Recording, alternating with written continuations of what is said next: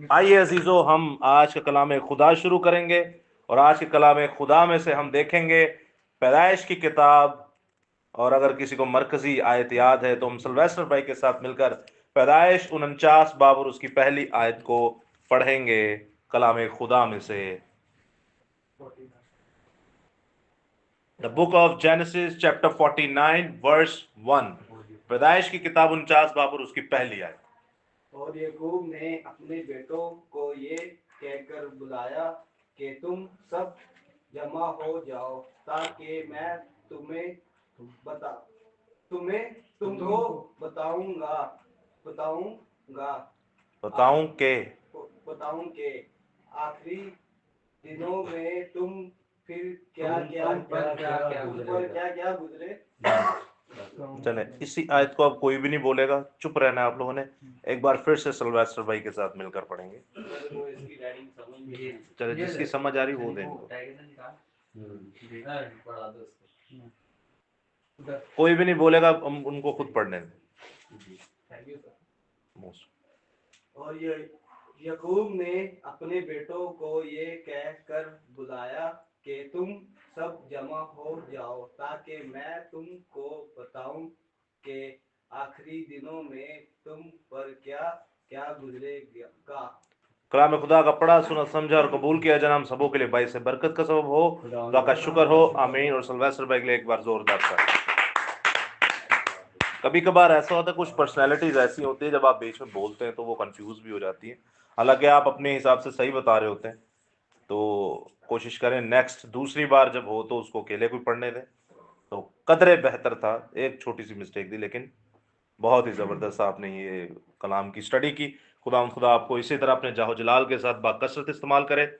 और आज हम एक बार फिर से कलाम खुदा में आगे बढ़ेंगे। पैदाइश की किताब उसका तीसरा बाब और वक्फे वक्फे से आयतों को पढ़ेंगे ताकि हम सभी इसमें इस कलाम को पढ़ने की, सुनने की, समझने की बरकत हासिल करें।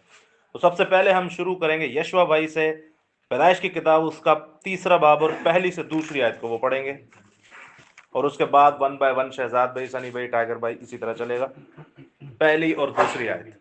और सांप कुल दस्ती जानवरों से जिनको खुदा ने बनाया था चालाक था, और उसने औरत से कहा, क्या वाकई खुदा ने कहा है कि बाग के किसी दरख्त का फल तुम ना खाना।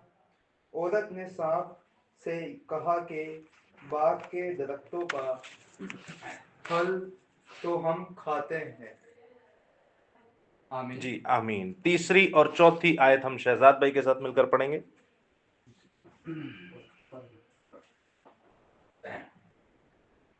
पर जो दरख्त बाग के बीच में है उसके फल की बाबत खुदावन ने कहा है कि खुदा ने कहा है कि तुम ना तो उसे खाना और ना छूना वरना मर जाओगे।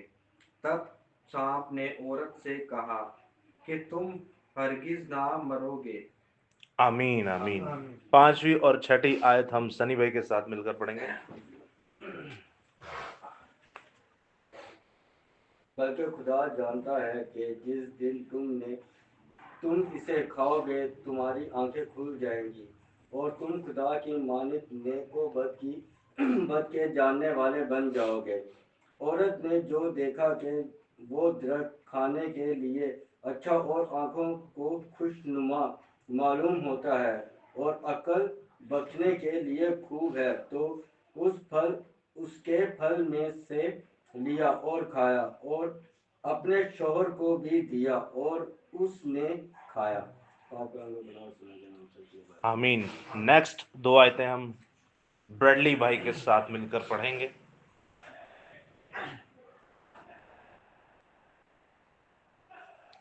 तब दोनों की आंखें खुल गईं और उनको मालूम हुआ कि वो नंगे हैं, और उन्होंने अंजीर के पत्तों की सी करा कोसी कर अपने लिए लंगियां बनाई।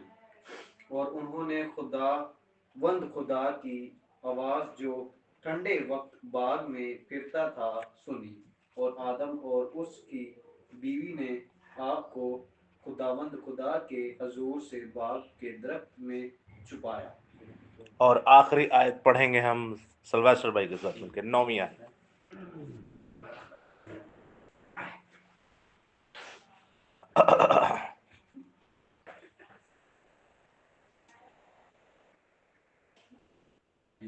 पढ़ो।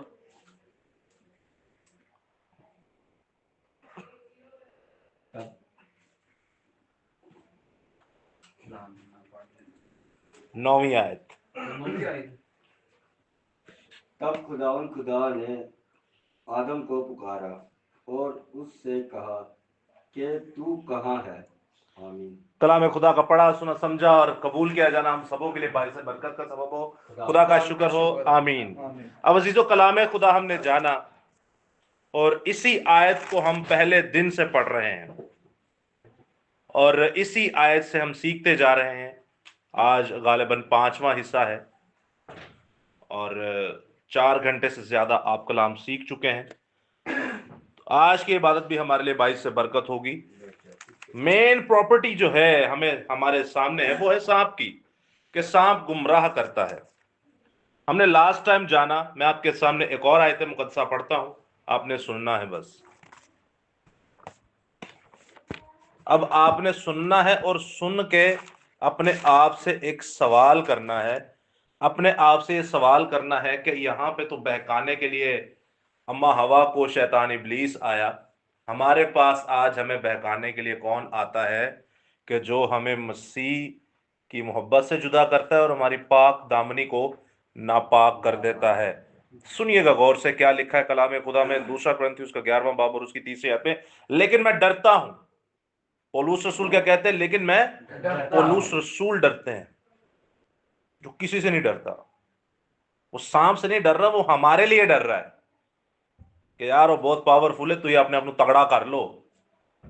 वो कहता है कि मैं डरता हूं कहीं ऐसा ना हो कि जिस तरह सांप ने अपनी मकारी से हवा को बहकाया, उसी तरह तुम्हारे ख्यालात भी उस खलूस और पाक दामनी से हट जाएं जो मसीह के साथ होनी चाहिए। तो पौलुस रसूल तो यहां पर हमें बता रहे हैं कि आपकी पाक दामनी जो है वो खराब हो जाती है कब?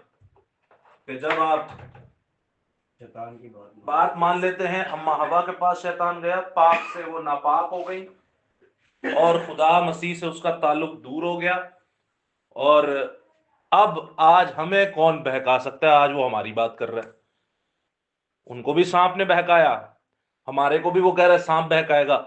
हमें सांप कैसे बहकाता है या कैसे बहका सकता है?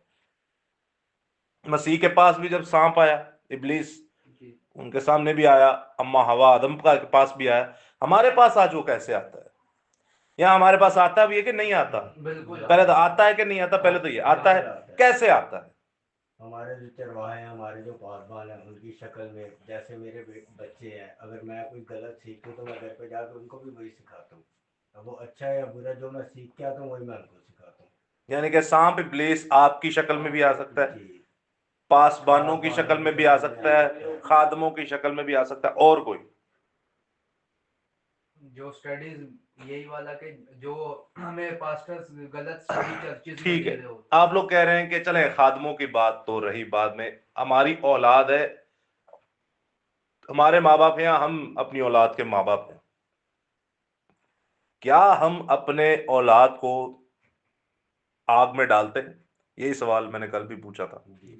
क्या हम अपनी औलाद को अपने हाथों से आग में डालते हैं? हालांकि यर्मी की किताब आप पढ़ते, इज़ीकियल की किताब आप पढ़ते, तब बाल जबूल एक देवता था जिसका मुंह आपने देखा होगा पंजाबी में, वो टग्गे जैसा है, गाय जैसा होता है, और उसके आप स्टैचू देखते हैं, ऐसे स्टैचू था, उसके नीचे हीट चलती थी, ऊपर 9 मौलूद बच्चे, न्यू बॉर्न बेबी को रखा जाता था और वो सड़ के जल के खत्म हो जाता था। बच्चों की कुर्बानी देते थे।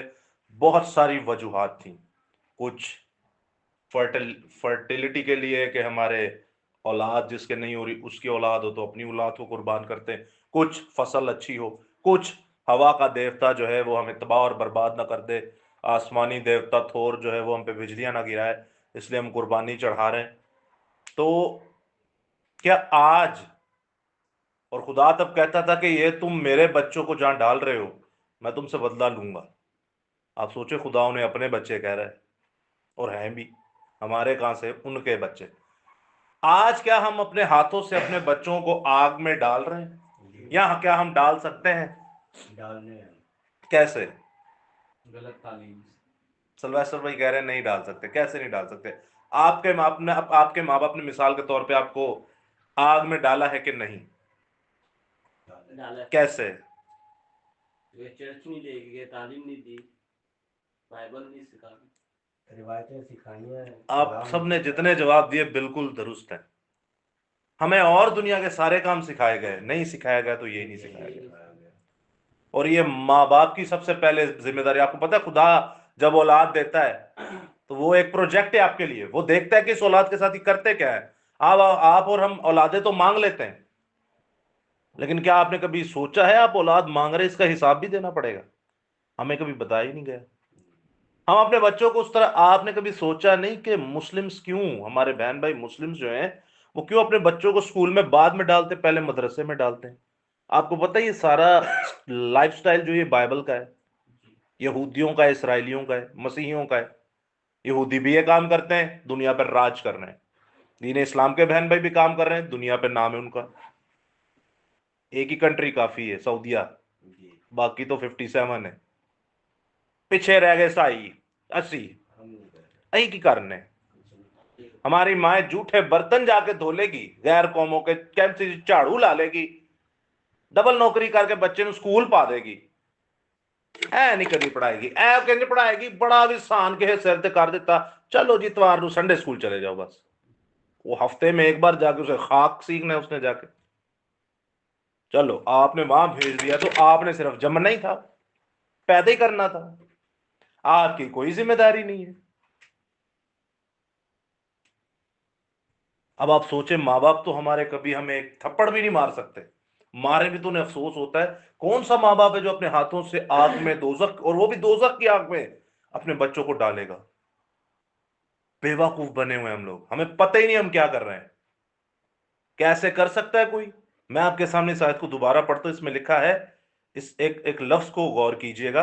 लेकिन मैं डरता हूं कि कहीं ऐसा ना हो कि जिस तरह सांप अपनी मक्कारी से, उसी तरह आज जिवें ਅਸੀਂ ਇਹਨੂੰ थोड़ा खोलिया, इस आयत ਨੂੰ ਡੀਕੋਡ ਕੀਤਾ है, इस आयत ਨੂੰ अनपैक्ट ਕੀਤਾ ਵੇ कि जिंज मकारी ना सप ने हवा ਨੂੰ बहकाया, उंज साडे मां बाप या साडे पासबान मकारी ना सानू बहकांदे ने।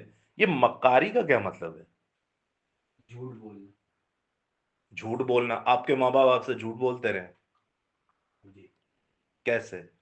क्योंकि जो बातें हमने सीखी हैं या जो हमें सिखाया गया वो बाइबल के खिलाफ थी।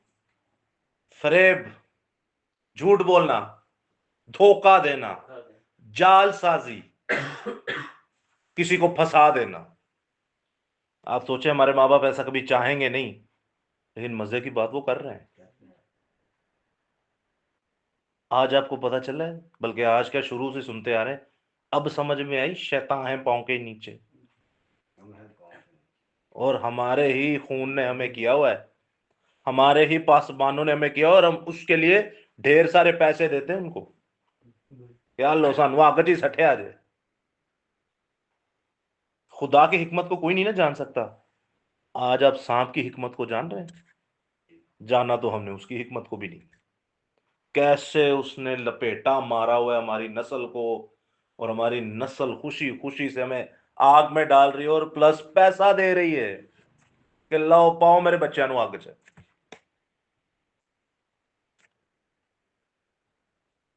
छालबाजी से, छूट से। हमारे माँ बाप को पता ही नहीं है कि हम क्या कर रहे हैं। क्यों?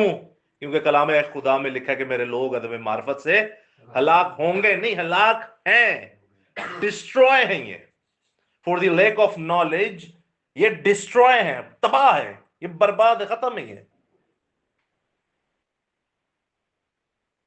इस आयत के अंदर आपको खुल के करेक्टर नजर आ रहा है। पहले भी आप सुन चुके हैं शैतान के कारनामे, लेकिन यहां पर आप देखिए कि कैसे हमारे अपने, आज आप उनको जाके बताते हैं, वो आपसे ऐसे मुनाजरा करेंगे या आपसे ऐसे पेश आएंगे कि जैसे पता नहीं आपने उनको कोई गंदी गाली दे दी।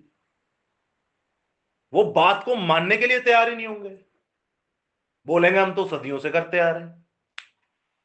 समझ आ रही है कितना स्ट्रॉन्ग होल्ड है शैतान का। इनू कहंदे जे काला जादू, इनू कहंदे जे नजरबंदी, इनू कहंदे जे दिमाग बंदी, किसी का दिमाग बंद कर देना। इनू कहंदे ने जेड़ा बाइबल दे विच लिखा है पर्दा हटा दीजिए। शैतान इब्लीस का पर्दा है हमारे ऊपर और हम मानने के लिए तैयार नहीं, क्योंकि हमने कभी कलाम को ही नहीं पढ़ा। समझे कितनी बड़ी पावर के साथ आपकी जंग है, कितनी बड़ी पावर के साथ आपकी जंग है। तो जब हम देखते हैं कलाम खुदा में से कि शैतान इब्लिस शुरू से ही इंसान ही की परस्तिश चाहता था, इंसान की या मखलूकात की। अच्छा, इसकी वजह क्या थी? इसकी वजह यह थी कि उसने खुदा के खिलाफ जाना था। खुदा की वो परस्तिश चाहता नहीं था, इसलिए वो 5 बार मैं करता हूं। यसाया 14 बाब में। फिर इज़िकल 28 बाब में आप देखते हैं उसका अंजाम, फिर खुदा मैं करता है, बताता है उसे कि ऐसा नहीं ऐसा है। अब वो जब नीचे आया तो आदम को भी उसने यही मंजन बेचा, अम्मा हवा को भी उसने यही सिलसिले पर चढ़ा दिया और वो भी चढ़ गए। गुज़श्ता पार्ट्स में आपने सीखा कि वो सिर्फ ये नहीं था कि जाके फल खा लिया, नहीं अजीजों, वो ये नहीं था बस जाके फल खा लिया, वो और भी बहुत कुछ था। इसीलिए वो खून कत्ल माफ किए जा रहा है। मुकद्दस सुलेमान की 1000 शादियां उसने माफ कर दी, बुत परस्तियां उसने माफ कर दी। कई लोगों को रूहानी मौत में उस बंदे ने डाल दिया होगा, बुत परस्ती से आग में, दोजख की आग में। सुलेमान को खुदा ने माफ कर दिया। बाप दाऊद को उसने माफ कर दिया। पौलुस रसूल को देखते कलीसिया के कत्ल की, उसको माफ कर दिया। ये रह के फल खाने नहीं माफ किया। इसके पीछे बहुत वजूहात थी। पहली नाफरमानी और दूसरी झूठ बोलना, फिर तीसरी खुदा पे इल्जाम लगाना, जेलसी, घमंड घमंड और लालच। आपको पता है ये सब बुत परस्ती में ही होता है। खुदा तो मैं जेलस हो रहा है, मैं अपना बुत बना ले। खुदा अपने आप कहना मैं एक का, मैं घमंड चाहगा मैं एक की अही एक होर बुत बना लेना। उसके बाद आप देखते हैं कि लालच, लालच कैसे बुत परस्ती है? लालच ऐसे कि मैं इससे भी ये इसका क्यों, मैं इससे ऊपर जाऊंगा। ये तो अच्छी बात है, कंपटीशन होना चाहिए भाई। आज आपके पास 20,000 सैलरी, तो मैं तो चाहूंगा मेरी 40 हो, तो इसमें बुरी बात तो नहीं। लेकिन वो खुदा खुदा ने बताया ना कि तू बेगाने माल का लालच ना कर। अब बेगाने माल की लालच, वो तो गलत बात है, लेकिन दौलत जो है वो खुदा की तरफ से, बेगाने माल का लालच नहीं करना चाहिए।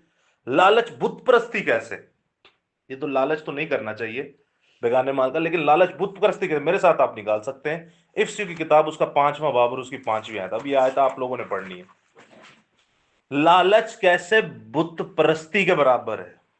इन्होंने लालच ही किया था कि हम खुदा बन जाएंगे, omnipresent, omnipotent and omniscience. इफ्सियों की किताब उसका 5वां बाब और उसकी 5वीं आयत पहले निकाल लें आप सब लोग, उसके बाद हम इसको पढ़ेंगे। इफ्सियों की किताब उसका 5वां बाब और उसकी 5वीं आयत। कल से आप लोग भी बाइबल लेके आइए, सही? ठीक है शहजाद भाई? नहीं, मोबाइल में फिर गलत लिखा होता है ना, और वो अरबी टाइप लिखा होता है, वो उर्दू समझ में नहीं आएगी। द बुक ऑफ इफिशियंस, इफिसियों की किताब उसका 5वां बाब और उसकी 5वीं आयत किसने निकाल लिया? फिलिपियों से पहले है और गलीतियों के बाद है। फिलिपियों से पहले और गलीतियों के बाद निकाल लिया। अब बंद कर दे, पढ़ सुने उनकी क्या कह रहे जी। अच्छा पढ़े सॉरी, नहीं, ये पेजों को पलटना मत। हाँ पकड़े हो सर 5वें बाब की 5वीं बैठ के पढ़ लें।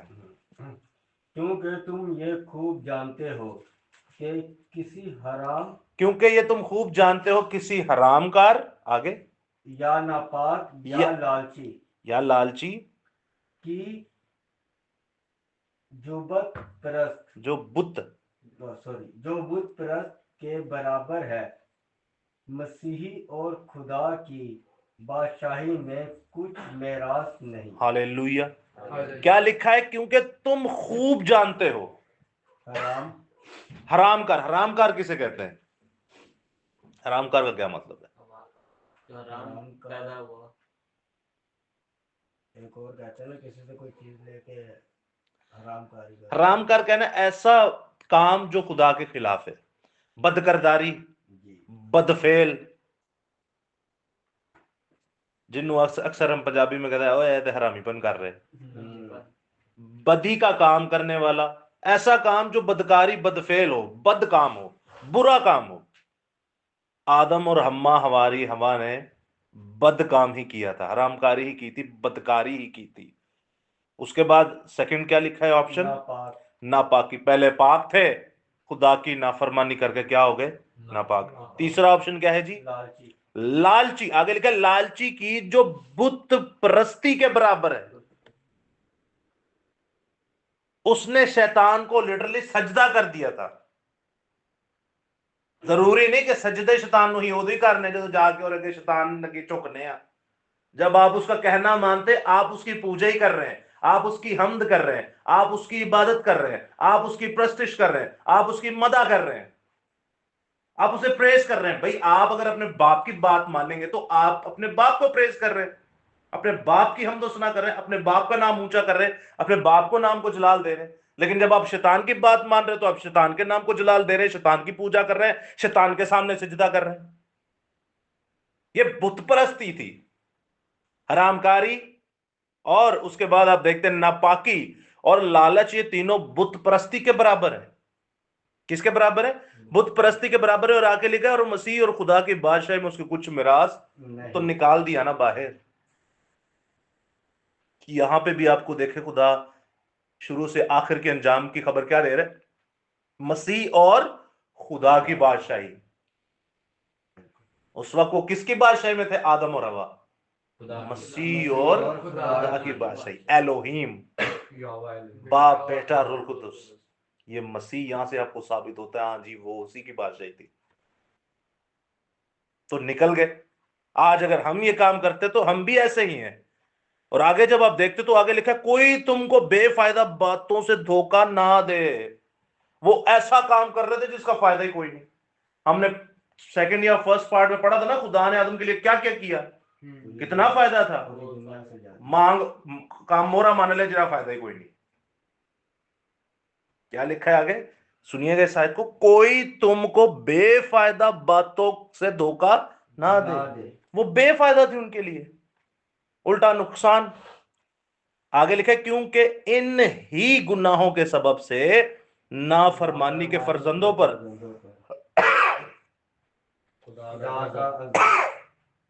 खुदा का गजब नाजिल होता है। खुदा का गजब नाजिल हुआ कि नहीं? लानती हुए कि नहीं? दोनों। और आगे सुनिएगा थोड़ा सा। बस उन कामों में शरीक ना हो, बस उन कामों में शरीक ना हो। आज आप देखें हम भी ऐसे काम करते हैं। कलीसियाओं में 100 से ज्यादा हमने वो काम देखे कि जिनका खुदा से कोई लेना देना नहीं। तो खुदा कहता है कि इन कामों में शरीक ना हो। ऐ मेरे लोगों इस बाबुल में से निकल आओ, ये ना हो इस पर आई हुई आफते तुम पर। अगर आप ऐसी जगह पे जाते हैं जहां खुदा का कलाम पेश नहीं हो रहा खुदा के मर्जी के मुताबिक, तो आपके पास दो ऑप्शन है। या तो वहां से उठ के चले जाए, तो या फिर जाकर उन्हें समझाओ, या फिर जाके आप उनको समझाएं। या तो उठ के चले जाएं या फिर जाके आप उनको समझाएं। तो अजीजों याद रखिएगा, शैतान इब्लीस हमेशा मखलूक की प्रस्तिश चाहता है। मखलूक की प्रस्तिश इसलिए चाहता है क्योंकि वो खुदा के खिलाफ है। अब वो परिंदों की प्रस्तिश करवाए, वो कीड़ों की प्रस्तिश करवाए, वो आदम की प्रस्तिश करवाए, वो हवा की करवाए, वो इंसान की कराए, वो फरिश्ते की कराए, वो सबकी करवाएगा, खुदा की नहीं करवाएगा। खुदा की प्रस्तिश कभी नहीं करवाएगा। क्या कभी कीड़ों की प्रस्तिश हुई? परिंदों की हुई? कब हुई? इजिप्ट में, मिस्र में। और कोई नए अहदनामे से? आप मेरे साथ निकालिए रोमियो का खत, उसका पहला बाब, ये भी आयत आप लोग ही पढ़ेंगे।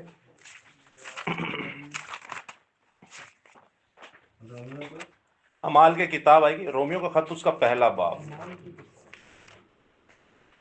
चारों अनाजील के बाद अमाल की किताब, उसके बाद रोमियो का खत, रोमियो की किताब और उसका पहला बाब और उसकी 22वीं आयत से पढ़िएगा। उसका पहला बाब और 22वें, और ये नए अहदनामे की आयत है, 22वीं आयत। जो निकाल ले वो पढ़े और बाकी सुने। जी पढ़िए। 20 22 पढ़े। टाइगर भी पढ़ेंगे, पहले उन्होंने निकाल। बस बस आप सुने। वो अपने आप को दाना दाना, दाना दाना यानी अक्लमंद, दाना जाता कर जता जता कर बनी बेवकूफ बन गए। हाँ हाँ पढ़ते जाए, उनवट पढ़ते जाए इसको। और गैर फानी खुदा के जलाल को फानी इंसान और परिंदों और चौपायों और कीड़े मकोड़ों की सूरत में बदल डाला। वो अपने आप को दाना जताते थे, अपने आप को ज्यादा ही अकलमंद समझ रहे ने, कह रहे ने खुदा एरी अकल की है, मैं ते दसना। ਉਹਨਾਂ खुदा दे जलाल ਨੂੰ ਕਿਹੜੇ ਨਾਲ ਬਦਲ ਦਿੱਤਾ? ਕੀੜਿਆਂ ਨਾਲ, परिंदियां ਨਾਲ, मखलूकात ਨਾਲ, इंसाना दे नाल। आगे 24वीं आयत में क्या लिखा है? इस वास्ते खुदा ने उनको उनके दिलों की खुशियों ख्वाहिशों के मुताबिक उन्हें नापाकी में छोड़ दिया कि उनके बदन आपस में बेहुरमत किए जाए। बेहुरमत का मतलब बेइज्जत किए जाए। अब खुदा ने भी उन्हें छोड़ दिया है। जो बुतप्रस्ती करते हैं ना, जो खुदा के अलावा कुछ करते हैं काम, ये कह रहे ना खुदा साड़ी सुनता नहीं, खुदा ने उन्हें छोड़ दिया है। खुदा ने क्या किया? उन्हें छोड़ दिया है, फारिग कर दिया उन्हें। क्योंकि आपने कभी नहीं उसकी सुनी तो वो आपकी क्यों सुनेगा भाई? गिव एंड टेक वाली सिस्टम है ना। आपने कभी उसकी सुनी, वो आपकी कैसे सुनेगा? खुदा ने भी उसको छोड़ दिया, उनको छोड़ दिया ताकि उनके बदन आपस में क्या हो? जुड़ नहीं जाए, बेइज्जत हो, बेहुरमत हो। 25वीं आयत पढ़िएगा। चले सुनिएगा, मैं पढ़ता हूं। इसलिए कि उन्होंने खुदा की सच्चाई को, किसकी सच्चाई को? खुदा की सच्चाई को बदल कर झूठ बना डाला। क्या बना डाला? आज आप झूठ ही की तो तालीमात सुनते हैं, उन पे अमल करते हैं। 100 से ज्यादा हमने झूठ सुने जो मसीहत के अंदर है। खुदा की तालीम को रद्द कर दिया, झूठ ले आए, और मखलूकात की ज्यादा प्रस्तिश की, यानी कि अपने पासबानों की बात को ज्यादा माना, उनकी ज्यादा प्रस्तिश की। क्योंकि जब आप किसी का हुक्म मानते तो आप उसकी प्रस्तिश कर रहे होते हैं। क्या लिखा है आगे? प्रस्तिश की और इबादत की बानिस्बत उस खालिक के जो अब्बद तक महमूद है। आमीन, हालेलुया। और आगे सुनिएगा 26वीं आयत में लिखा है, इसी सबब से खुदा ने उनको गंदी शहवतों में क्या किया? छोड़ दिया। लो जाओ कर दे, मरदे रहो, तंगी रहोगे। की रहोगे? तंगी रहोगे, कोई नहीं सुनेगा। आगे लिखा है, यहां तक कि उनकी औरतों ने अपने तबई काम, तबई कहते हैं फितरती, जाती, नेचुरली, कुदरती काम जो थे। एक औरत का कुदरती काम क्या होता है कि उसकी जोड़ी किसके साथ होती है? मर्द के साथ। सुनिएगा, यहां तक कि उनकी औरतों ने अपने तबई काम के खिलाफ तबाह यानी कि बुरे काम से बदल डाला। इसी तरह मर्द भी औरतों से तबई काम छोड़कर आपस में शहवत से मस्त हो गए, यानी मर्दों ने मर्दों के साथ रूसियाई यानी जिल्लत रुसवाई। रूसियाई का मतलब है जिल्लत और रुसवाई के काम, समझ गए ना? रूसियाई के काम करके अपने आप में अपनी गुमराही के लायक बदला पाया। इन्हें आप ही पैड़े काम करके आप ही छितर खाते ने। और आज देख लें, यहाँ बाइबल में मना है मर्द मर्द की रूस, यही औरत औरत की। तो मसीहत में बंदे बंदे की शादी हो रही है और औरत औरत की हो रही है, और सरेआम हो रही है। और उस डिनोमिनेशन की हम 25 तारीख को ईद मना रहे होते, उस उनके खुदा की ते और होते यसु नु फिट कीता है। वो तो बेचारे अपने हिसाब से सही मना रहे, हाँ, और जबरदस्ती यसु नु फिट कीता है। कुछ भी नया नहीं है, सब पुराने पुराना ही है। आपके पास 2000 साल पहले लिख दी है कि बंदे बंदे दी भी होएगी तो बीबी बीबी दे, तो खुदा ने उन्होंने छाड़ छड़िया है, खुदा ने उनको छोड़ दिया, वो सुनते ही नहीं उनकी। हम क्या करते हैं, जब हम भी उनकी तरह ऐसी तालीमात पर अमल करते हैं जिनका खुदा से कोई लेना देना नहीं, कहीं भी शैतान की पूजा कर रहे हो ने आदम और हवा का, हम भी शैतान की ही पूजा कर रहे होते आदम और हवा की, और खुदा हमारी भी नहीं सुनता। उसके बाद जब आप इज़ीकियल की किताब पढ़ते 8वां बाब, तो हैकल के अंदर, हैकल की दीवारों पे कीड़े मकोड़े बनाकर उनकी पूजा की जाती थी। कल जब हम जाएंगे लियारी में, खुदा ने चाहा तो वहां पे जो 10 आफतें थी और 10 मिस्री गॉड्स जो थे उनके बारे में पढ़ेंगे, वो कौन से थे, और आपको पता चलेगा कौन से कीड़े की प्रस्तिश की जाती थी और मिस्री कौन सा वो देवता था। और भी बहुत सारे देवी देवियों के बारे में आप जानेंगे। और उसके बाद आप देखते हैं कि ये सिलसिला यही नहीं रुकता, बल्कि चलता ही जाता है, चलता ही जाता है, और ये आज तक हो रहा है। और ये आज तक हो रहा है क्यों? क्योंकि शैतान इब्लीस हमेशा किसकी प्रस्तिश चाहता है? मखलूकात की। बस खुदा दी नहीं करनी, बाकी भावें जिदी मर्जी करते जाओ, जिसकी मर्जी करें, बस खुदा ही की नहीं करनी। और आप जानते हैं कि हमारे इस गुनाह की वजह से, आदम और हवा, हमारे माँ बाप की गुनाह की वजह से, हमारे माँ बाप के गुनाह की वजह से, शैतान इब्लीस की चालाकी की वजह से जानवरों की भी फितरत बदल गई। तब पाक और नापाक का भी कॉन्सेप्ट हमारे पीछे आया, और जानवर इंसानों को खाना फाड़ना शुरू हो गए, और इंसान जानवरों को खाना फाड़ना शुरू हो गए।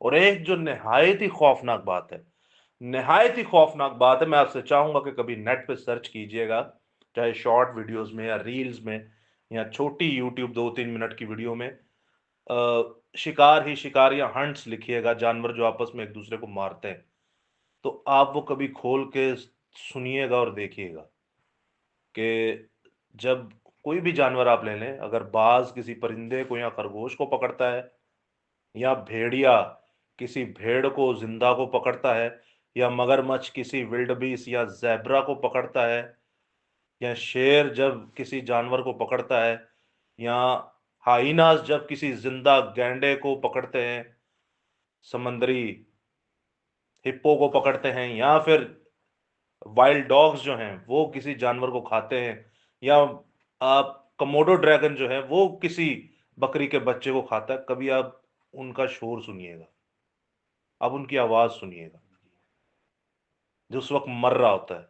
मैं आपसे चाहूंगा आप कभी अकेले में ये जरूर सुनिएगा। मैं एक वीडियो देख रहा था, सुअर थे, वाइट वाइल्ड बोर नहीं, जो सफेद कलर के सुअर ये जो खाते हैं, तो चाइना कोरियंस आपको पता है, गोरे भी इवन करंट लगा के मारते हैं। करंट लगा के इसलिए मारते हैं क्योंकि वो कहते हैं कि ये खून रेजी होती है, इसको दर्द होती है, इसको हम तकलीफ नहीं देना चाहते। मुर्गियों को भी वो ऐसे ही मारते हैं। और सिखों में भी बहुत मशहूर है कि वो बकरे को ऐसे ऐसे खिलाते हैं, चारा, वो गर्दन आगे करके खाता है और ऊपर से वो तलवार मार के उसको झटका गोश्त कहते हैं। लेकिन याद रखिए कि इन सारे सिलसिलों में खून जिस्म के अंदर ही रह जाता है, और फिर ये वो लोग खाते हैं, और फिर इनको ऐसी ऐसी गंदी घटिया बीमारियां होती हैं, पूरी दुनिया उससे मर रही होती है। ये ऐसे गंदे लोग हैं, ऐसे गलीज और गंदे लोग हैं। अब पता चला खुदा ने क्यों का खून को ड्रेन करना, निकालना, खून ना खाना, क्योंकि खून जानदार की जान है। ये ऐसे गंदे लोग हैं, इनसे पूरी दुनिया मर रही होती है फिर अफवाहों से। आपको तो कोरोना का पता है, वो पीछे कभी हिस्ट्री बयान करूंगा, ये क्या क्या गंद मारते रहे और कैसे पूरी दुनिया मरती रही इन वबाओं से। तो आप लोग जब वो देखते हैं सुअर को जब वो करंट लगा रहे थे, तो आप कभी उस जानवर की, खुदा की बनाई हुई मखलूक की आवाज को सुनिएगा, तो आप कभी सुनिएगा, गौर कीजिएगा कि ये हमारे गुनाहों की वजह से यहां तक आज हो रहा है।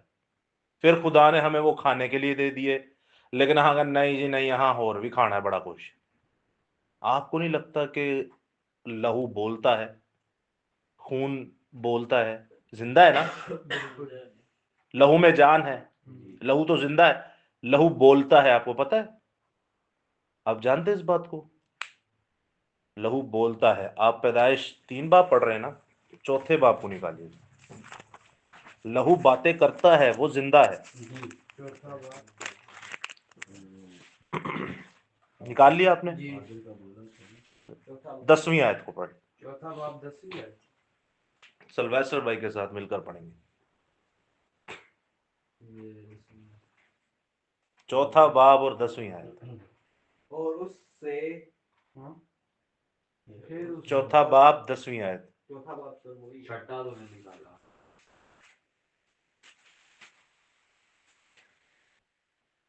ये 10वीं आयत।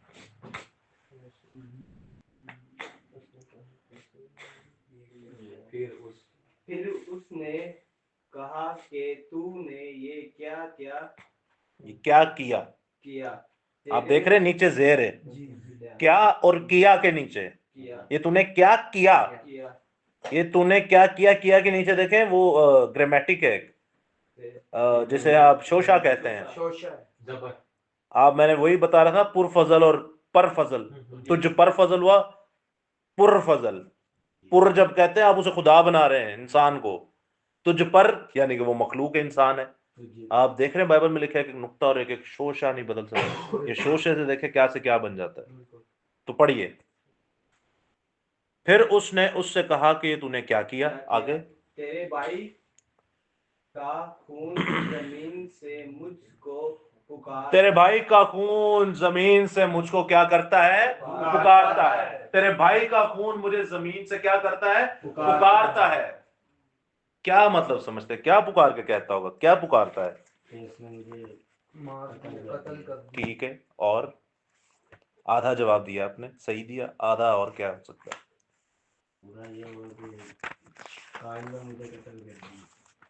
हाँ, ये भी सही है, कायन ने कत्ल कर दिया, कायन ने कत्ल कर दिया, मेरे भाई ने मुझे कत्ल कर दिया। आधा जवाब है, ठीक है। इससे आगे क्या है? नाजायज किया। नाजायज किया, ये भी ठीक है। और इससे आगे क्या है? कि तूने मेरी कुर्बानी कबूल कर ली, उसकी नहीं की, उसने ठीक है, ये भी ठीक है। उससे और मुझे आगे? मार दिया। सही कह रहे हैं आगे। लहू बोलता है, क्या है? आप जब देखते हैं हमारे बाप हाबिल को मार दिया गया, तो हाबिल का खून जमीन पर था, और जमीन से वो चिल्ला चिल्ला कर कह रहा था कि यार खुदावंद देख, मैं तो तेरा सूरमा था, मैं तो तेरे साथ चलता रहा, लेकिन देख इसने मुझे मार दिया, ये मेरी ही मां से पैदा हुआ मेरा बड़ा भाई है जिसने मुझे कत्ल कर दिया, अब तू इसका बदला ले, अब तू इसका बदला ले। आपको नहीं लगता कि जब तमाम जानदारों को आप खाते हैं, मारते हैं, उन्हें चीर देते हैं, उनका लहू निकालते हैं, उनकी जान उनमें से निकालते हैं, तो उनका लहू नहीं कहता होगा कि खुदा इनसे बदला ले? तूने तो हमें कहा था कि हम तो हराम हैं, हम तो नापाक हैं, हमें नहीं खाया जाएगा, ये फिर भी हमें खा रहे हैं। हमारे खाने के लिए हमारे दूसरे जानवरों को तूने दिया तो है, उन्हें खा तो रहे हैं। ये कौन सी ईदें हैं जब सैकड़ों हजारों बैलों को कत्ल कर दिया जाता है, बकरों को मार दिया जाता है, छतरों को चीर दिया जाता है? वो मजहब अलग हमें चीर रहा है, ये मजहब अलग चीर रहा है हमें। ऐ खुदावन, तूने तो ये सब खत्म कर दिया, तूने यहूदियों की कुर्बानियां खत्म कर दी, वो आज भी हमें मार रहे हैं। क्या खुदा उनका बदला नहीं लेगा? आप जब छठा बाब पढ़ते हैं नूह के जमाने का, तो वहां लिखा है, मैं इंसान का इंसान के खून का बदला, इंसान से इंसान के खून का बदला, और इंसान से जानवर के खून का बदला लूंगा, क्योंकि आपने उसका नाहक खून भगाया बहाया है। जब मैं आपको कह रहा हूं आप ये खाओ, तो फिर आप उसे क्यों छेड़ रहे हो? लहू बोलता है। और जब आप मेरे साथ एक और आयत बस सुनिएगा, एक और आयत लहू ही के वसीला से जब हम पढ़ते हैं, तो यहां पर एक और बड़ी खूबसूरत आयत हमें मिलती है, जो कि नए अहदनामा से है। हाबिल के खून के बाद यीशु मसीह के खून की जब नए अहदनामे में इब्रानियों का खत्म पढ़ते हैं, तो आखिरी चैप्टर जब हम देखते हैं, आखिरी चैप्टर है 16वां बाब, और इसकी 24वीं आयत में लिखा है, और नए अहद के दरमियानी यीशु और छिड़काव के उस खून के पास आइए, यीशु और छिड़काव के उस खून के पास आइए आए हो जो हाबिल के खून की निस्बत बेहतर बातें करता है। क्या समझ आई आपको? हाबिल का खून जो है वो तो अपना अपने लिए बोल रहा था, और यीशु का खून तो पूरी दुनिया के लिए बोल रहा था। और इसको अच्छा कैसे, जवाब सही है, और इसको कैसे आप बयान कर सकते हैं? हाबिल का खून अपने लिए बोल रहा था, यीशु मसीह का खून अब दूसरों के लिए बोल रहे थे। क्या बदला बोल रहा था? ये लिखा है बेहतर बातें करता था। आप जब कायनात में देखते हैं तो लहू बोलता है, वो कहता है खुदावंद इनसे बदला ले, इन्होंने हमारा नाहक खून बहाया है, इन्होंने हमें मार दिया, इन्होंने हमें चीर दिया। अब जब आदम की नस्ल से आप देखते हैं शैतान इब्लीस शुरू से हमारा खून बहाता आया है, और यूहन्ना 8:44 में लिखा है वो शुरू ही से खून बहाता है, वो खूनी है, वो मारता जाता है। सब बदले की बात करते हैं। हाबिल कहता है कि इसने मेरा नाहक खून बहा दिया, खुदावंद इसे मार। मसीह खुद कह रहा है, खुदा खुद कह रहा है कि ऊपर से ललकार रहा है तेरे भाई का खून मुझे।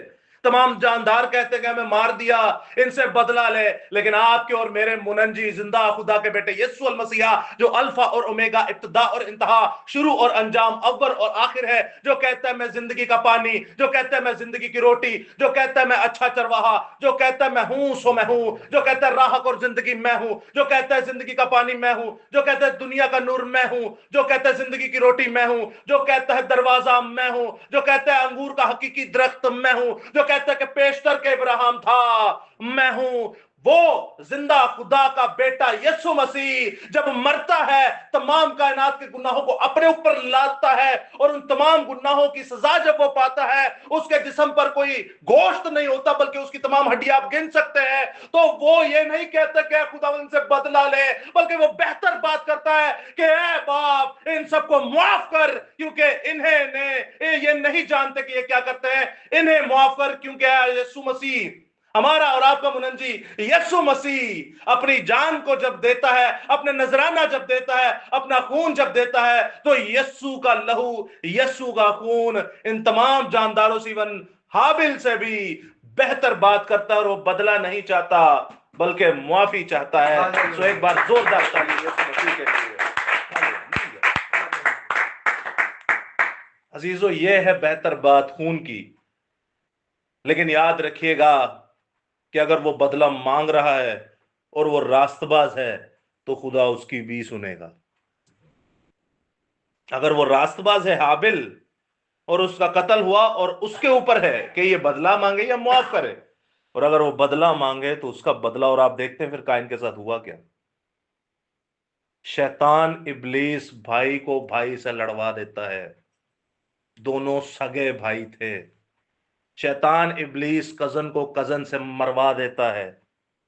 शैतान इब्लीस घर के अंदर ही कत्लो गारत करवाता है। आप और मैं कैसे कह सकते हैं शैतान है पांव के नीचे?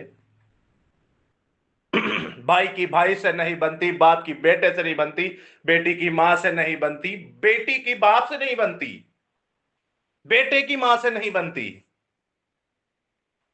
शैतान है पांव के नीचे। कोई शैतान पांव के नीचे नहीं है, हम उसके नीचे हैं। हम क्या है? हम उसके नीचे हैं। अजीजो, ये याद रखिएगा हमेशा। और हमारे ही इस गलीज गुनाह की वजह से यीशु मसीह को आजमाने के लिए शैतान आ गया। अगर हम आप गुनाह ना करते तो शैतान की इतनी जुर्रत थी कि मसीह को आजमाता, खुदा को आजमाता, जिसने आसमान से गंद की तरह फेंका है। उसको पता था आ गया जिस्म के अंदर। अच्छा आ गया, लगता है तेरा पता जरा, उत्ते ते बड़ी हीरोगिरी की थी तू, हूं तू आ गया जिस्म च, हूं तू की आ गया। अब मैं तुझे बताता हूं, इस जिस्म पे तो मैं हजारों सालों से राज करता हूं। क्या करता हूं? राज। उसी खुदा को वो कहता है कि तू मुझे सिजदा कर। आप सोच सकते हैं, आपने कभी इस गहराई को जाना है? हम तो पढ़ के निकल जाते हैं आगे। एक मखलूक कह रही है जिंदा खुदा को, जिंदा खुदा के बेटे को, खुदावंद को, मुनंजी को, जो अपनी मुट्ठी खोलता और हर जानदार की ख्वाहिश को पूरा करता है, कह रहा है मुझे सिजदा कर। आप इस बात की गहराई को जरा समझें। आप सोचो उसको उस वक्त कितना गुस्सा आया होगा। आप पे और मुझ पे नहीं आया होगा? कि इनकी वजह से आज क्या हो रहा है। ना आप और हम गुनाह करें और ना मसीह के साथ ये हो। शैतान इब्लीस यसु मसीह को, खुदावंद खुदा को क्या कह रहा है कि झुक के मुझे क्या कर, सिजदा कर। आपके मेरे गुनाह की वजह से इस सारे सिलसिले को जब आप देखते हैं, ये हमारे साथ होता है। हमारे खुदा के नाम पर कुफर बका जाता है हमारी ही वजह से। ना हम वो गुनाह करते, या ना हम आज गुनाह करते, और ना उसे एलानिया जलील और मसलूब करते। हमेशा याद रखिएगा, बाइबल मुकद्दस को गलत जब पेश करके या फिर गलत सुन के उस पर अमल करेंगे तो आप वो गुनाह कर रहे हैं जिसकी मुआफी नहीं है। वो कलाम को बढ़ा भी रहे थे, कलाम को घटा भी रहे थे। इवन दो कि आप देखते हैं कई स्कॉलर तो ऐसे हैं, वो कहते हैं अम्मा हवा अपने आप को लीडर समझना शुरू हो गई थी। क्या शब्द समझना शुरू हो गई थी? लीडर समझना शुरू हो गई थी। जैसे आपकी स्पेसिफिक बातें थी कि अम्मा हवा ही के पास शैतान इब्लीस क्यों गया, बड़े बड़े स्कॉलर भी इस पे अपनी अपनी राय देते हैं। वो कहते हैं भाई देखो, खुदा तो जब आता था तो किससे बातें करता था? आदम से। तो अम्मा हवा को भी लगा कि ओहो, आज तो मुझे भी कोई वैल्यू दे रहा है, आज तो मुझे भी कोई वैल्यू दे रहा है, तो अच्छा है मैं ही जरा गपशप कर लूं। तो स्कॉलर्स कहते हैं हो सकता है कि भाई वो अपने आदम से भी पूछ रही थी, अपने हस्बैंड से, लेकिन उसने हस्बैंड से नहीं पूछा, बल्कि खुद लीडरी कर रही थी। क्या कर रही थी? खुद। अच्छा, ये उन कम अकल जाहिल पादरियों की मैं बात कर रहा हूं, ऐसा था नहीं कुछ। सुनिएगा उनकी क्या क्या सिस्टम है। वो कहते हैं कि जी औरत का सर तो मर्द है, मर्द का सर यीशु, यीशु का सर खुदा। तो जब औरत का सर मर्द है तो मर्द को उसको कहना चाहिए था रुक जा भाई, मैं अपने हस्बैंड को लेके आता हूं, लेके आती हूं, और मेरा हस्बैंड तुझे क्या करेगा? लाजवाब कर देगा। तो हस्बैंड तो साथ ही खड़ा हुआ था, तो हस्बैंड कर देता लाजवाब। चलो, शैतान इब्लीस नहीं लेके गया तो अम्मा हवा तो फल लेके गई, तो पूछा तो हो गई भाई साहब ये क्या है? पूछा, पता था तो गुनाह गिना गया ना। बिल्कुल। फिर हमने इंग्लिश वर्जन में भी पढ़ा कि हस्बैंड विद हर, उनका हस्बैंड उनके साथ। Throughout the conversation Adam was there, throughout the conversation Adam was there, वो वहीं पे था। अब आदम से कर लो बात, हवा से कर लो बात, बात तो एक ही है। लेकिन अम्मा हवा को रगड़ते जाते हैं, रगड़ते जाते हैं, रगड़ते जाते हैं। औरत लीडर बनने की कोशिश कर रही थी। औरत क्या? लीडर बनने की कोशिश कर रही थी। पता वता कुछ होता नहीं इनको। औरत आ जाती है, औरत बातें करना शुरू कर देती है और अपने आप को वैल्यूएबल समझती है। जी आज मैं हैंडल करूंगी, आज मैं भी किसी से बात करूंगी। हालांकि हैंडल वो आप उसके शोहर को करने दे, तो शोहर तो पास ही था भाई, तो शोहर कर लेता हैंडल। तो शोहर के पास मौका था कि नहीं? फिर उसके बाद उसे मौका भी दिया गया कि नहीं? वो कह सकता था कि भाई ये नहीं खा सकते हम, खत्म करो। फिर आप देखते हैं कि कई तो कहते हैं कि अम्मा हवा अपने आप को बड़ी चालाक समझती थी, कलाम को प्लस माइनस करती है कि छूना भी नहीं और खाना भी नहीं। कहते हैं कि शैतान इब्लीस के साथ क्या कर रही थी? चलाकियां कर रही थी, लेकिन उनकी चलाकियां उन पर भारी पड़ गई। किधर की बातें हम लोग करते हैं? आपको पता है किसी औरत को बड़े आराम सुकून से हम इल्जामात में घेरते हैं, और वो औरत जो है आज तक इसी बातों से जलील होती रहती है, आज तक इसी बातों से जलील होती रहती है, और जलील करने वाले भी हम लोग हैं। कोई दूसरा तीसरा यहां कोई अलग से कोई इंसान नहीं है। आखिरी बात आपको फिर से कहता जाऊंगा चैलेंज के मुआजने पर ही, कि अगर औरत इतनी ही हमें पसंद नहीं, या औरत इतनी ही बदकार थी, या औरत ऐसी ही थी कि उसने आज हमें फंसाया और उसकी वजह से आज हम फंसे हुए हैं, तो मेरा ओपन चैलेंज एक बार फिर से है कि पैदाइश से मुकाशफा तक आप हमें कोई ऐसी औरत बताएं कि जो खुदा के साथ चलती हो और उसने नाफरमानी की हो। इसके इव्ज मर्दों के ढेर लगे हुए, चाहे वो नबी है, चाहे वो सूरमा है, चाहे वो कुछ भी है, चाहे वो कुछ भी है। हमेशा याद रखिएगा अजीजों, आज हम क्यों गुनाह करते हैं? हम इसलिए गुनाह करते हैं क्योंकि हम अपने बाप दादा के कदमों पर चल रहे हैं। जो उन्होंने किया हम भी वही कर रहे हैं। क्यों? क्योंकि उनका खून हमारे अंदर है। ਉਹਨਾਂ ਦੀਆਂ ਰਸਮਾਂ ਉਹਨਾਂ ਦੇ ਕੰਮ ਅਸੀਂ ਨਹੀਂ ਛੱਡਦੇ। क्यों? क्योंकि उनका खून हमारे अंदर है। हमारा डीएनए उनके साथ मिलता है। आज इसीलिए हम वो काम किए जा रहे हैं, लेकिन याद रखिएगा हमें अपनी नस्ल बदलने की जरूरत है, अपना खून बदलने की जरूरत है, अपना डीएनए बदलने की जरूरत है। आदम और हव्वा की नस्ल नहीं बनना, आदम और हव्वा के बेटे बेटियां नहीं बनना। हमें अपना खून, अपनी नस्ल बदलने की जरूरत है। जब आप पैदा होते हैं, मिन्नू बिच गुना दे जम्मिया मेरी माई, आप वही होते हैं। लेकिन जब होश संभाल लेते हैं, अब सुनिएगा, बच्चों का जो बपतिस्मा करवाते हैं वो आपको किस चीज से फारिग कर देते हैं, खत्म कर देते हैं। जब होश में आते हैं तब आपको पता चलता है, ओहो मैं तो ये था, मेरे घर में तो ये हो रहा है, मेरी तो बाप दादा से ये रस्में चलती आ रही है, मैं तो इस मिशन से था, खुदा ये कहता है, अब मुझे बदलने की जरूरत है। आपको पता है जब आप वो बदलाव लाते हैं तो आप अपनी नस्ल को भी बदलते हैं। जिस्मानी नहीं, रूहानी की बात कर रहा हूं। आपका खून बदलता है, आपका डीएनए बदलता है, आपकी रहन सहन बदलता है, आपकी सोच बदलती है। आप तौबा से 90 डिग्री की पलटा मारते हैं, अगर आप ऐसे हैं तो आप ऐसे हो जाते हैं, बिल्कुल उलट हो जाते हैं, आपका रहन सहन बदल जाता है। बदलेगा कैसे? हमारे अंदर जो खून है, हमारे अंदर जो डीएनए है, हमारे अंदर जो वो गुनाह पाया जाता है जो अम्मा हवा और आदम से हमें मिरास में मिला, तो वो खत्म कैसे होगा? और फिर हमें किसका औलाद और किसकी नस्ल बननी चाहिए? खुदा की नस्ल बननी चाहिए। और वो कैसे होगा? मेरे साथ आप सुनिएगा बस।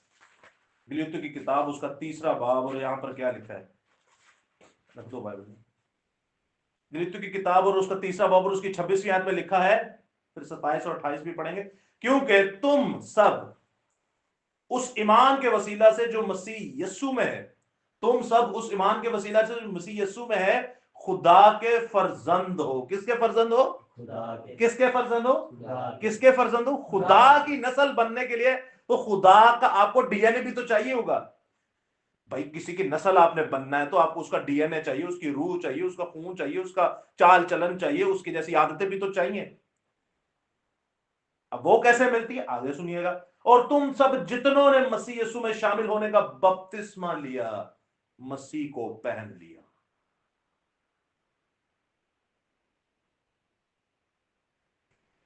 हम बड़े होके गुनाह करते हैं, बपतिस्मा लेते हैं, हम गुनाह से ऐसे मुड़ जाते हैं, फिर हम खुदा के काम करते हैं। बपतिस्मा लेते हैं, आप मसीह को पहन लेते हैं। तो बाइबल में लिखा है जो बपतिस्मा लेता है वो सांपों को भी उठा लेगा तो वो उसे जरूर ना पहुंचाएंगे। वो अगर जहरीली चीज भी पिएंगे तो उन्हें असर ना होगा।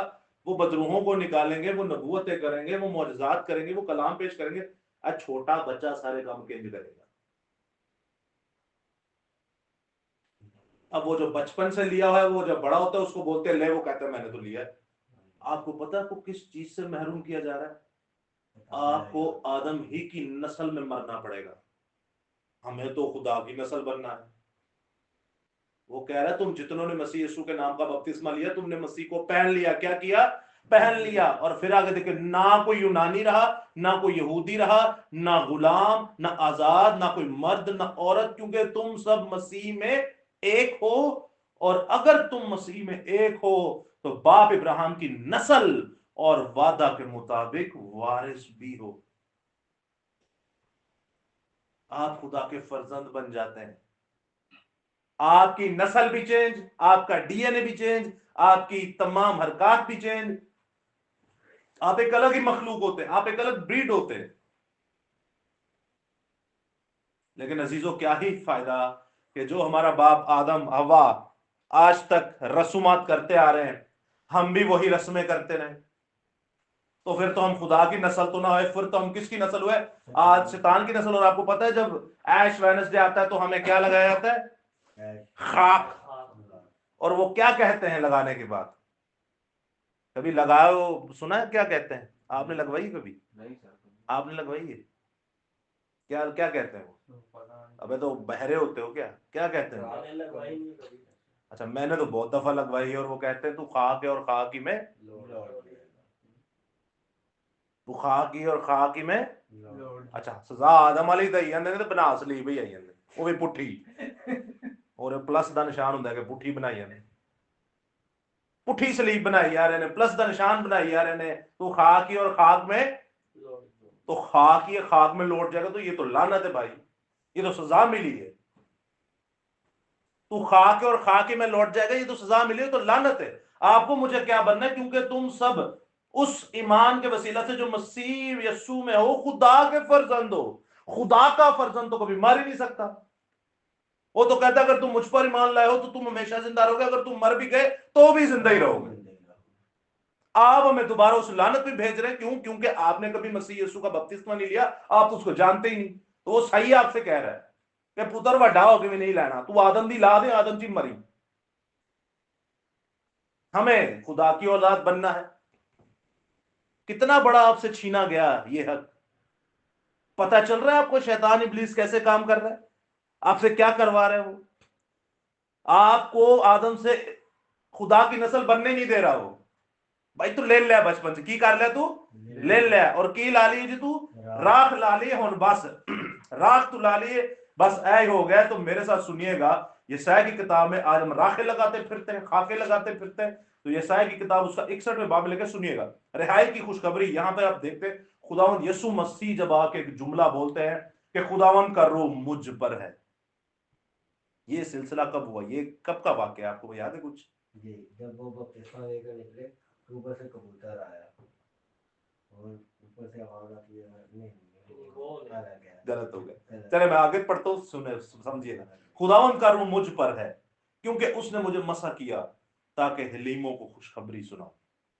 आगे जब आप सुनते हैं, और उसने मुझे भेजा है कि शिकस्ता दिलों को तसल्ली दूं, कैदियों के लिए रिहाई और असीरों के लिए आजादी का ऐलान करूं। खुदावंद का रूह मुझ पर है। सबसे पहले जब उन्हें खड़ा किया गया कि जी पढ़िए तुम्हार, तो वो तुम्हार खोल के पढ़ते हैं खुदावंद का रूह मुझ पर है। आपने पढ़ा नहीं कि उन पहाड़ तो सड़ने लगे। वो क्या कहते हैं, आज ये कलाम पूरा हुआ। इसका मतलब पता क्या था कि ऐ जो लिया है मेरी बाबत लिया है। वो कहते हैं हम तो इसे जानते हैं, तो भड़ाई का बेटा नहीं यूसुफ का, इसका बाप तो हमारे यहाँ काम करता है, उसके तो बहनें भी है भाई भी है। ये अपने आप को मसीह कह रहा है, अपने आप को खुदावंद कह रहा है, अपने आप को खुदा के बराबर बना रहा है, अपने आप को खुदा का बेटा कह रहा है। इन सठो धल मौत थी ना उसके लिए सजा, तो पहाड़ से उसको गिराने को लगे थे। फर्स्ट जो खुदावंद यीशु मसीह ने प्रीच किया और किथे कीता, नबी अपने घर में इज्जत ही पाता अपने महल्ले दे विच जिथे वो वड्डा होया सी। अभी समझ आइए नबी क्यों अपने घर में इज्जत नहीं पाता।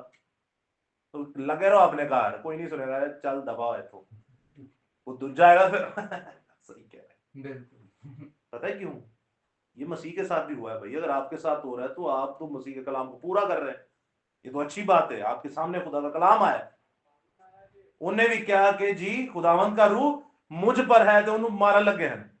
तो फिर जाकर कहना नबी अपने घर इज्जत, बल्कि उन्हें मार दे लगे।